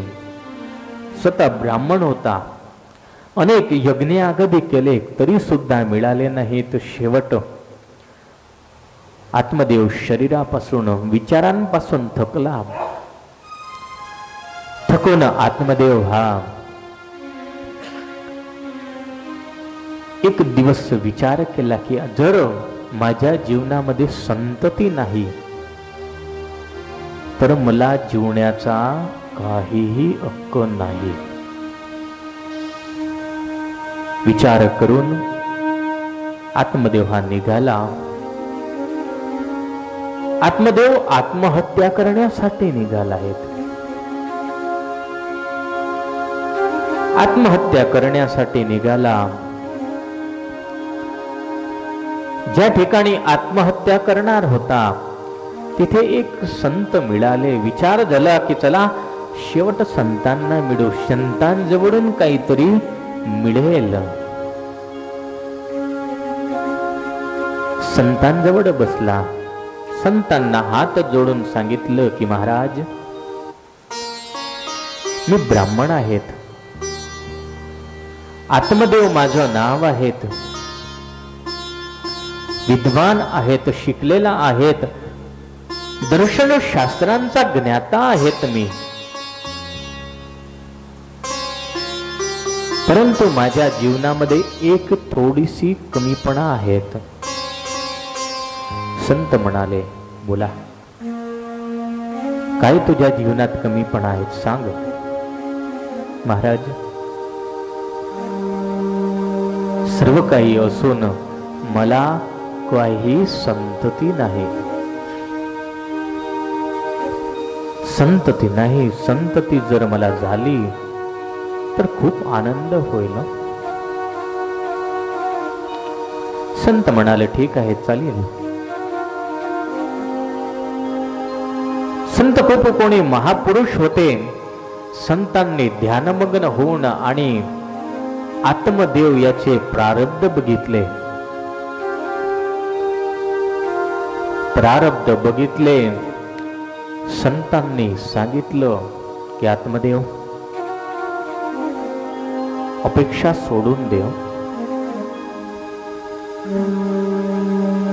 आत्मदेव म्हणाला, अरे महाराज, मी तुमच्याजवळ त्यासाठी आलो आणि तुम्ही म्हणताय अपेक्षा. हो का? तुझ्या प्रारब्धामध्ये 7 जन्मांपर्यंत तुला संतती नाही. एक नव्हे परंतु 7 जन्मांपर्यंत समृद्धी आहे, सर्व काही आहे, परंतु संतती नाही. सोडून दे. आत्मदेव म्हणाला, जर माझ्या प्रारब्धामध्ये संतती नाही तर हा जन्म मला नको. तुमच्या समोर मी आत्महत्या करतो. आत्महत्या करण्यासाठी तयार झाला. संतांना विचार झाला की ब्राह्मण आहे, माझ्या समोर आत्महत्या करेल. सांगितलं की थांब, बैस इथे. संत महापुरुष म्हणाले की बघ, प्रारब्धाशिवाय मिळालेलं हे कधीही योग्य नसतं. खरोखर एकदम अगदी बिलकुल क्लीन गोष्ट आहे ती. आपल्या प्रारब्धामध्ये असेल तर ते कुठूनही येऊन जाईल, एवढं लक्षात ठेवा. आणि जर नसेल आणि आपण हिचकावून घेतलं तर ते कधीही राहत नाही. कितीही असलं तरी सुद्धा ते राहत नाही. त्यासाठी शास्त्र म्हणतात, महापुरुष म्हणतात की जे काही कमवा ते नीतिवान कमवा. अन्यायाने अनितीने कमवलेलं, झुटवून कमवलेलं कधीही टिकू शकत नाही. समजविलं. स्वतःची जोडी होती, जोडीमधून एक फळ काढलं. सांगितलं, आत्मदेव घेऊन जा, तुझ्या पत्नीला दे, तुझ्या पत्नीला खाऊ घाल. अवश्य परमेश्वर कृपा करतील आणि तुला पुत्राची प्राप्ती होईल. आत्मदेवाला एवढा आनंद झाला. तुम्ही विचार करा केवढा आनंद झाला असेल त्याला. मरण्यासाठी गेला होता, परंतु जे प्राप्त करायचं आहे ते मिळालं. एवढा आनंद झाला, एवढा आनंद झाला. संतांच्या चरणामध्ये नमला आणि म्हणाला, महाराज मी आताच जातो आणि जाऊन माझ्या पत्नीला देतो आणि सांगतो की हे खाऊन घे. आत्मदेव पळत पळत घरी गेला आहे. घरी गेला, पत्नीला धंदोलीला सांगितलं की अगं इकडे तुला एक वस्तू द्यायची आहे. तर धंदोली आली, बोला काय द्यायचं आहे. आत्मदेव म्हणाले, बघ आपल्याजवळ सर्व काही होतं, एक थोडीशी कमीपणा होता, तो थोडासा कमीपणा आज मी पूर्ण केला. दोंदुल्याला विचार आला की हा काही घेऊन आलाय वापस, अजून काही आणलाय तर काही ना काही देईल का वा काही ना काही सांगेल. दोंदुले म्हणाले काय आहेत. आत्मदेवाने फळ काढलं आणि म्हणाले की घे हे फळ घे, हे फळ खा, संतांनी दिलं आहेत. आत्मदेवाला संतांच्या वचनांवरती विश्वास होता आणि सांगू लागले. आत्मदेव म्हणाला हे खा म्हणजे तुला पुत्र होईल, आपला वंश हा पुढे चालेल. दोंदुली म्हणाली ठीक आहेत, आणा माझ्याजवळ. स्वतःजवळ घेतलं. आत्मदेव एवढा आनंदामध्ये होता, आनंदामध्ये फिरू लागला. आनंदात फिरत होता. दुंदुलीला विचार आला की हे मी खायला आणि केवढं मला त्रास होईल. 9 मास पर्यंत पुत्राला ठेवायचं, नंतर सर्व त्याच्या क्रिया करायच्या आणि पुन्हा त्याला मोठं करायचं. कुठे जायचं असलं तर जाऊ शकणार नाही. दोंदुली विचार करत होती. एवढ्यातच तिची बहीण आली हो. हे बघा कित्येक वेळ असतं ना, कित्येक दुर्जनांना त्यांचं दैव सुद्धा अशा रीतीचं सहाय करीत असतं. आता जेवढ्यात तिची बहीण आली, बहिणीला बघितलं आणि दुसरी बहीण म्हणते, अरे ग धुंदुली, तू एवढी चिंतातूर का आहेस? ही म्हणाली, मला संतांची इच्छा बिलकुल नाही, संतती मला आवश्यक नाही, परंतु हा माझा पती आणि त्याला संततीच हवी आहेत. हो मग काय, अरे मग काय, हे कोणी संतांनी फळ दिलं आहेत आणि तेच तो फळ आम्हाला म्हणतायत की तू खाऊन गा, आणि कदाच मी खायला खरोखर झालं तर? तिची बहीण म्हणाली, एक काम कर, आपण एक दोघांमध्ये एक गोष्ट नक्की करू. कसली? तुझ्याजवळ धन खूप आहेत, माझ्याजवळ धन नाही, आणि मला सुद्धा गर्भ आहेत. ज्या वेळेस माझ्या गर्भातून जे काही निघेल मी तुला देऊन टाकेल, पुत्र किंवा पुत्री जे निघाली मी तुला देऊन टाकेल,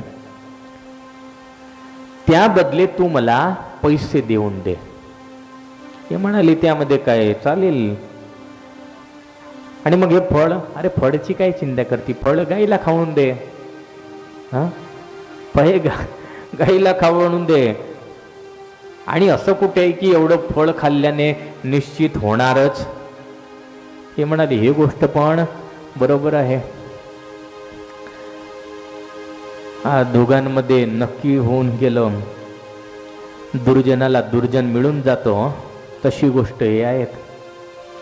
आता तुम्ही तर ठीक आहे, परंतु मी कित्येक वेळ अनुभव केलाय तो असा की जो व्यसनी असतो, तो व्यसनी दुनियाच्या कोणत्याही कोपऱ्यामध्ये गेला तर त्याला त्याचा सोबती कुठून न कुठून मिळूनच जातो.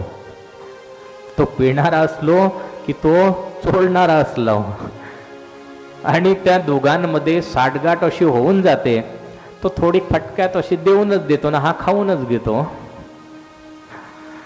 तशी गोष्ट यांच्यामध्ये झाली. हिने सांगितलं की तू मला पैसे देऊन टाक, मी तुला जे काही संतती होईल देऊन टाकेल. एक नंतर एक दिवस व्यतीत होऊ लागले. धीरे धीरे धुंदुली कपटी होती. कपटी असल्या कारणी कपट करू लागली, स्वतःला गर्भ आहे अशा रीतीचं दाखवू लागली. हो, एक गोष्ट की संतांचा आशीर्वाद कधीही मिथ्या जात नाही. संतांनी दिलेलं फळ गायीने खाल्लं, गायीला सुद्धा गर्भ राहिला, गायीच्या पोटामध्ये सुद्धा गर्भ वाढू लागला. इकडे तिच्या बहिणीला एक पुत्र झाला. तिची बहीण घेऊन आली, तिला देऊन दिला, सांगितलं हा पुत्र आहे, हा ठेव. हिने पैसे देऊन दिले. पैसे घेऊन बहीण निघून गेली. आत्मदेव याला एवढा आनंद झाला की ओहो, बघा तर खरी, परमेश्वराने मला पुत्र दिला. आनंद होऊन गेला. थोड्याच वेळामध्ये गायीला सुद्धा एक पुत्र जन्मला. गायीला पुत्र जन्मला, परंतु त्याचे कान गायीसारखे होते, त्या कारणी त्याचं नाव गोकर्ण ठेवण्यात आला. गो म्हटली म्हणजे गाय, कर्ण म्हटले तर कान. धुंदुलीला पुत्र झाला, त्या कारणी तिला त्याचं नाव धुंदुकारी असं ठेवण्यात आलं. आज आत्मदेव ब्राह्मण एवढा आनंदित होता की मी परमेश्वराला एक मागितला, परमेश्वराने 2 दिले. ज्या गायीला कधी माझ्याद्वारे संतती न होत असायची, त्या गायीला सुद्धा संतती झाली. आत्मदेव आनंदित झाला, खूप आनंदित झाला. आनंदित होऊन आणि दिवस एक नंतर एक व्यतीत होऊ लागले. दोघं पुत्रांना शिकवू लागला. परंतु गोकर्ण होता, संतांची कृपा होती, संस्कारी होता. बाल्यवस्थेतूनच त्याच्यामध्ये संस्कार होते. गोकर्ण हा अनितीचा होता, अनितीच्या असल्या कारणी कुसंस्कारी निघाला आहे. कुसंस्कारी निघाला. धीरे धीरे समय निघू लागला, समय निघू लागला. गोकर्ण आणि धुंदुकारी राहू लागला. परंतु धुंदुकारी हा एवढा कू होता, एवढा क्रूर असला की दिन प्रतिदिन त्याच्या जीवनामध्ये एक ने एक नित नवीन काही ना काही व्यसन येऊ लागलं. रोज प्रतिदिन व्यसन येऊ लागलं. व्यसनासाठी स्वतःच्या पित्याला पैसे मागत असायचा. पिता समजवू लागले. आत्मदेव सांगू लागला की बेटा, आपण ब्राह्मण आहोत आणि ब्राह्मण होऊन आपण कुनीती करायला नको. आपलं आचरण हे श्रेष्ठ असायला पाहिजे. ज्यावेळेस अशा रीतीचा सांगायचा त्यावेळेस धुंदुकारी त्याला आत्मदेवाला मारत असायचा, मारून आणि पैसे मागत असायचा. संतांनी आधीच सांगितलं होतं की तुझ्या नशिबाचं असेल ते तुले मिळेल, बाकी तुझ्या नशिबामध्ये नसेल तर कधीही मिळणार नाही, त्यापासून सुख प्राप्त होणार नाही. आज आत्मदेवाला ते गोष्ट विचार करू लागल्याने याद येऊ लागली आहेत की संतांची गोष्ट बरोबर होती. माझ्या हक्काचं नव्हतं, मी जबरदस्ती संतांजवळून मागितलं, परंतु ते असं निघालं. आत्मदेव मनोमन खूपच दुःखी होऊ लागला. दुःखी झाला. दुःखी होऊन आणि एक दिवस अतिशय दुःखामध्ये बसलेला होता.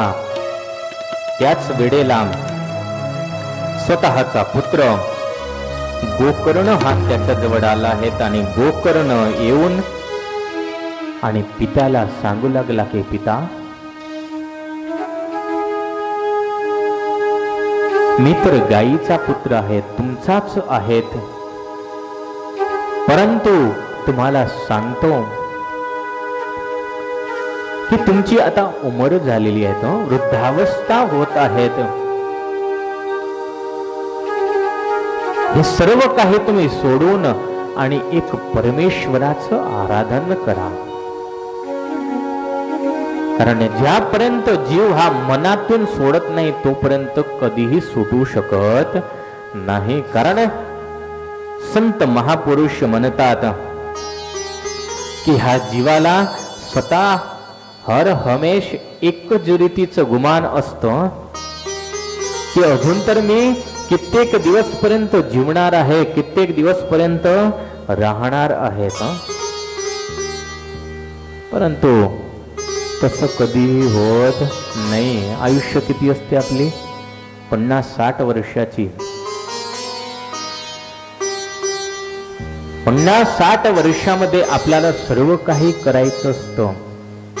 संसारी करायचा, भगवत प्राप्ती पण करायची.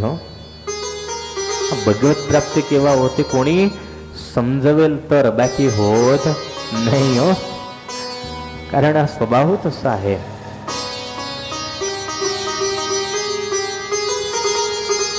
गोकर्ण पित्याला उपदेश देत होता की हे पिता, या हाड मांस रुधिर अशा शरीरामध्ये अहम ममत्वाची बुद्धी टाळा. हे सर्व बुद्धी टाळून आणि एक परमेश्वराचं भजन करा.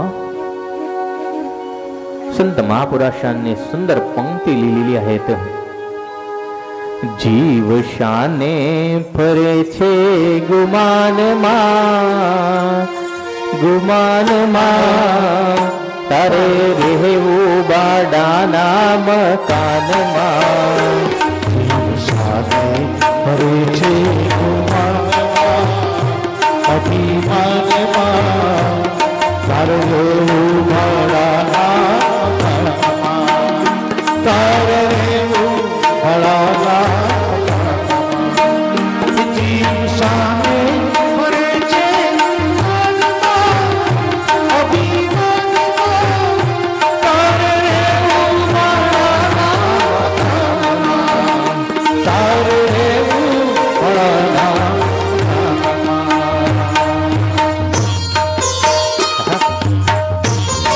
कसला आहे भाड्याचं घर आहे तो भाड्याचं घरात नक्की आहेत नाही एवढं तर तुमचं शरीर असो की माझं शरीर असो भाड्याचंच आहेत इथे कायम आपलं कोणाचं नाही त्यासाठी संत म्हणतात की हे तारे रेहू भाड्याना मकानमा आहे तर भाड्याचं घर आहेत आणि भाड्याच्या घरांमध्ये त्याप्रमाणे राहायचं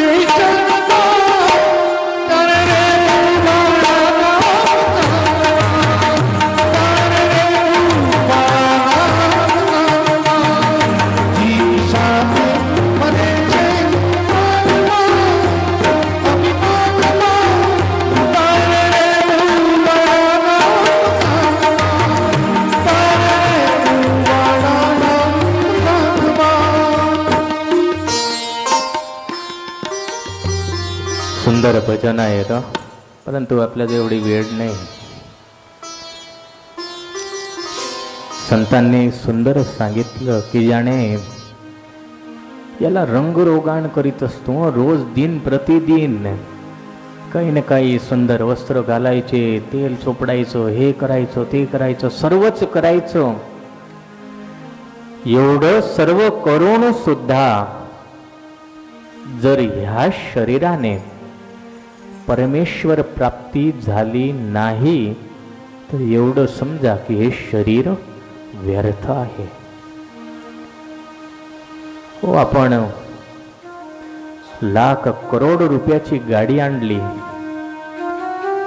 करोड रुपयाची गाडी आणून आणि तिला ठेवूनच ठेवली कधी त्याचा वापरच केला नाही 10 वर्षापर्यंत रोज सवार सांज फक्त तिला साफ केली साफ करून ठेवली साफ करून ठेवली साफ करून ठेवली तर त्याची काहीही किंमत नाही काही त्याचा अर्थ नाही त्याच प्रकाराचं शरीर आहे परमेश्वराने आपल्याला दिलं आहे भगवंताने दिलं आहे त्यामधून आपल्याला एक साध्य करायचं आहे ते म्हणजेच परमेश्वर गोकर्णाने पिताला सांगितलं पिता वय झालेलं आहे तर परमेश्वर साध्य करा भक्ती करा आत्मदेव याला एवढा आनंद झाला की चला एक कदाच कुसंस्कारी मूल निघाला परंतु दुसरा आत्मदेव आपला दुसरा गोकर्ण हा तर संस्कारी आहे आत्मदेव स्वतःच्या आत्मकल्याणासाठी निघाला आहे तो आत्मदेव कल्याणासाठी निघाला गोकर्ण हा सुद्धा तीर्थाटन करायला निघाला आता इकडे कोण राहिले दोघचे दोघ राहिले आईने मुलगा धुंदुकारी आणि धुंदुली धुंदुकारी रोज माईला पैसे मागत असायचा आईला म्हणायचा पैसे दे पैसे नाही दिले तर मारत असायचा. आणि एक गोष्ट आहे की ज्यावेळेस व्यसन माणसाच्या जीवनात येतं, व्यसन कधीही कमी होत नसतं, व्यसन वाढत असतं. दिन प्रतिदिन व्यसन वाढू लागलं, एवढं वाढू लागलं की जेवढी संपत्ती होती संपत्ती नाश पामू लागली. विचार करा, एवढी संपत्ती होती की ज्याला सूर्यासारखा तेजस्वी म्हटला, सूर्यासारखा युक्त म्हटला त्याला, एवढा संपत्तीचा मालिक आत्मदेव ब्राह्मण आज धुंदुकारी याने व्यसनामध्ये सर्व काही संपत्ती नाश करून टाकली. व्यभिचाराच्या मार्गावरती सुरू झाला, व्यभिचाराच्या मार्गावरती सुरू झाला. घरामध्ये वेश्यांना आवडू लागला, वेश्यांना आवडून व्यभिचार करीत असायचा. धुंदुली होती, धुंदुलीला विचार झाला की हा तर आता एवढा बदमाश झाला आहे की मला सुद्धा मर्यादा ठेवत नाही, माझी सुद्धा मर्यादा न ठेवता आणि व्यभिचार करतो आहे. एका दिवशी धुंदुली खूप रागवली, धुंदुली रागवली, याने एवढी मार मारला, एवढा मार मारला. धुंदुली हे सुद्धा जाऊन आणि आत्महत्या करून घेतली. धुंदुलीने आत्महत्या केली. राहिला एकटाच राहिला. आता एकटा घरामध्ये राहून आणि व्यभिचार करीत असायचा. सर्व पैसे पूर्ण झाले, एके वेळ राजाचा खजाना लुटला आहे. राजाच्या खजानामधून पैसे घेऊन आला, स्त्रियांना पैसे दिले, वेश्यांना पैसे दिले. वेश्यांनी समजलं, अरे हे तर राजाचे पैसे आहेत. जर राजाला कळलं की याचे पैसे आम्ही घेतले आहेत तर राजा याच्या सोबत आम्हाला सुद्धा मारेल. वेश्या होत्या, वेश्यांनी काय केलं, घरातल्या घरात त्याला गळा दाबून मारून टाकला. त्याला तिथल्या तिथे मारून आणि घरातल्या घरातच दाबून दिला आहे. घरातल्या घरात दाबून वेश्या निघून गेल्या. इकडे गोकर्ण तीर्थाटन करीत होता. तीर्थाटन करता करता गोकर्णाला समजलं की माझा भाऊ आणि माझी आई दोघंचे दोघं मृत्यू पावले. गोकर्णाने दोघांच्या मागे श्राद्ध कर्म केले आहेत. श्राद्ध कर्म केले तरी सुद्धा धुंदुकारी याचा मोक्ष न झाला. गोकर्ण काही वर्षांनी पुन्हा स्वतःच्या घरी आला आणि त्यावेळेस रात्रीच्या समयी गोकर्ण झोपलेला आहे. धुंदुकारी हा प्रेत झालेला होता. त्या कारणी अनेक रूपामध्ये मृत्यू लागला. गोकर्ण तपस्वी होता. स्वतःच्या तपोबलाने त्याला तिथल्या तिथे प्रगट केलं आणि विचारलं, कोण आहेस तू? धुंदुकारी लढू लागला आणि म्हणू लागला की भाऊ, मी तुझा भाऊ आहे, धुंदुकारी आहे. अरे तुझे असे तुला प्रेत योनी मिळाली का? मी तर तुझं श्राद्ध केलं तरी सुद्धा तुला हो भाऊ, कारण मी एवढा पापिष्ट आहे की असे तू कितीही श्राद्ध केले तरी सुद्धा काहीही होणार नाही, माझा मोक्ष होणार नाही. मग कसा होईल?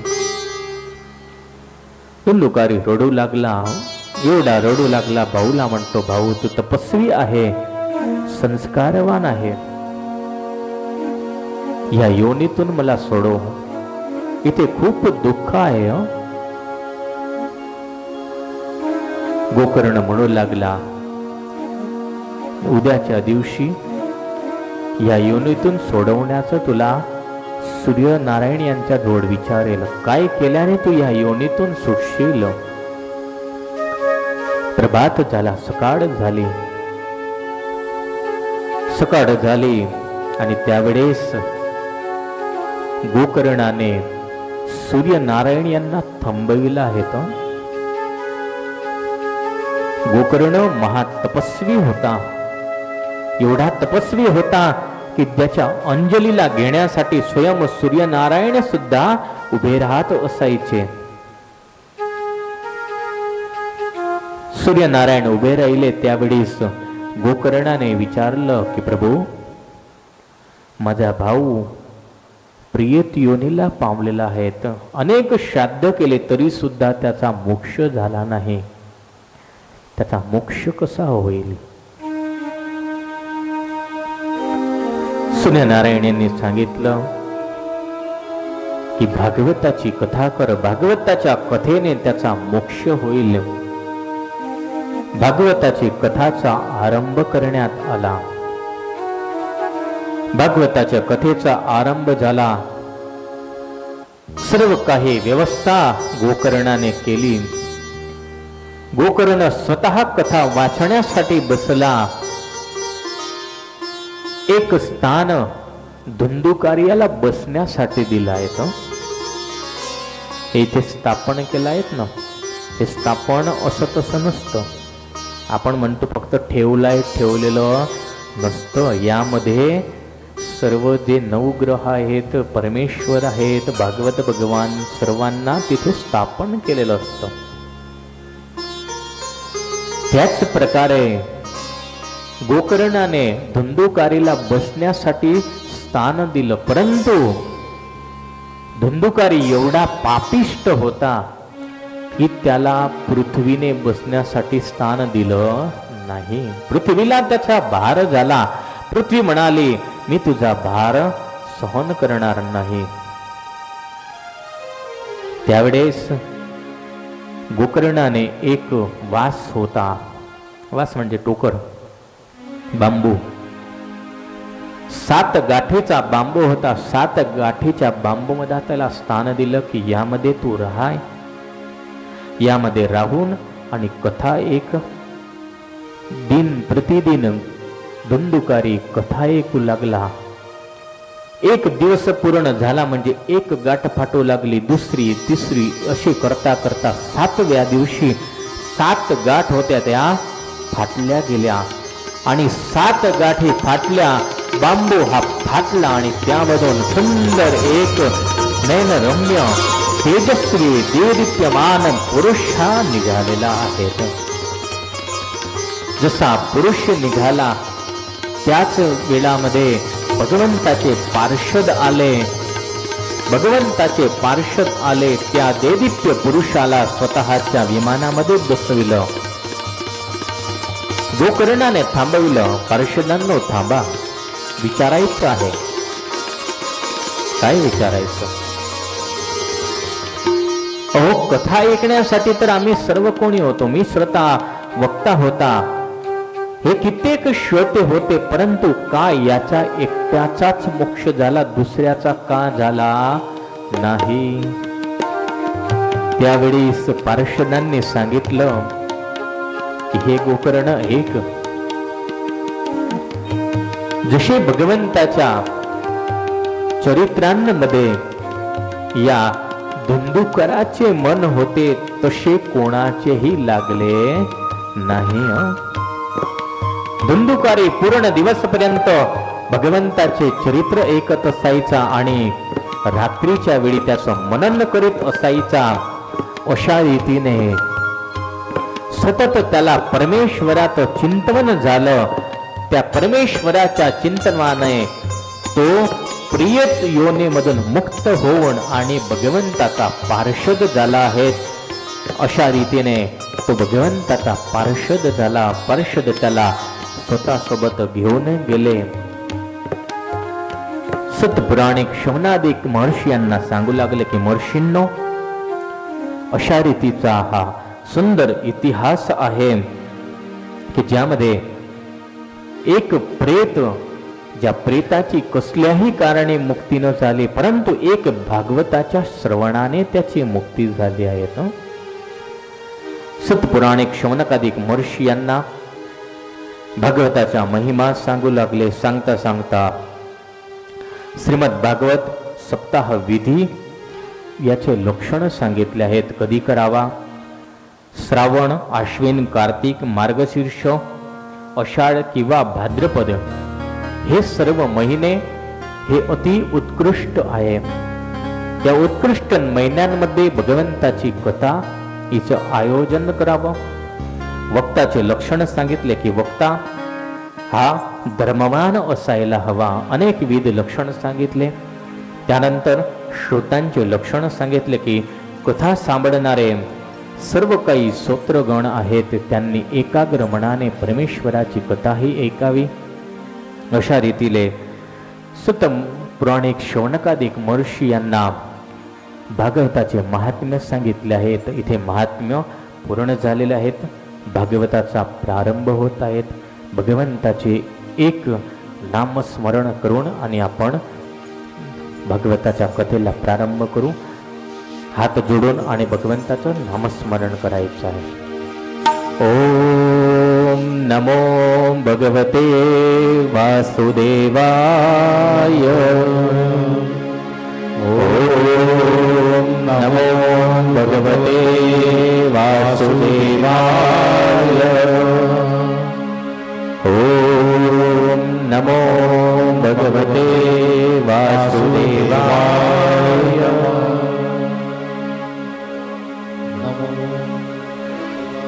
भक्तजनो, भागवत ग्रंथाचा प्रारंभ इथून होत असतो.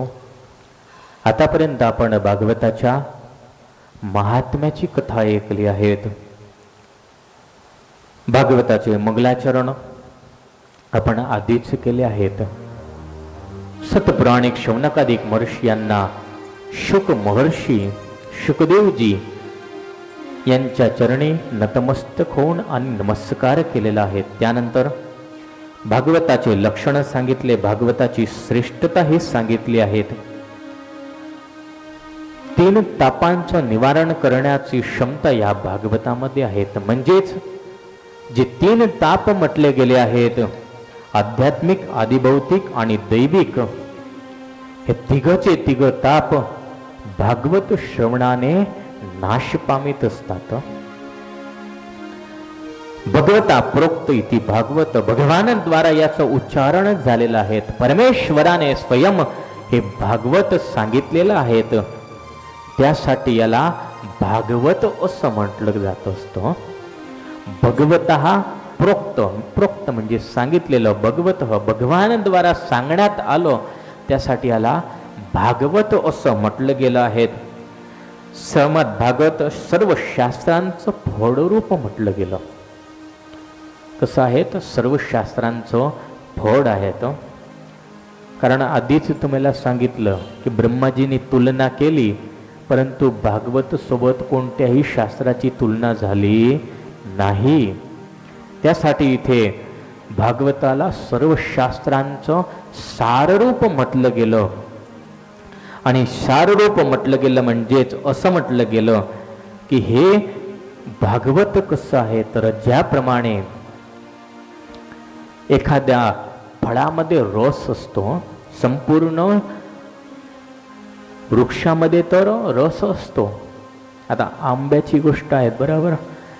आंबा खायची इच्छा आता झाली तर आता मिळेल का? हा नाही. आंबा आपल्या इथे तर खूप आहे झाडं. पान तोडून खा तर आंबा खाल्ल्याची संतुष्टी होणार नाही. त्याची संतुष्टी केव्हा होईल की ज्या वेळेस आपण आंबा खाऊ त्याच वेळेला होईल. त्याच प्रकारे भागवत हे सर्व शास्त्रांचं साररूप फळ आहे. म्हणजेच एखाद्या फळामध्ये रस असतो, तो वृक्षाचा रस आपण कधीही पिऊ शकत नाही, खाऊ शकत नाही. फळाद्वाराच खाऊ शकत असतो. त्याच प्रकारे भागवत शास्त्र सर्व शास्त्रांचं फळ आहेत आणि श्रीमद भागवताचा प्रारंभ इथे सुरू होत आहेत. शुकदेवजी महाराज परीक्षितला म्हणू लागले, परीक्षित, नैमिक शारण्यक नावाच्या क्षेत्रामध्ये, विष्णू क्षेत्रामध्ये शौनकादिक महर्षी 1000 वर्षाचा यज्ञ करून बसलेले आहेत.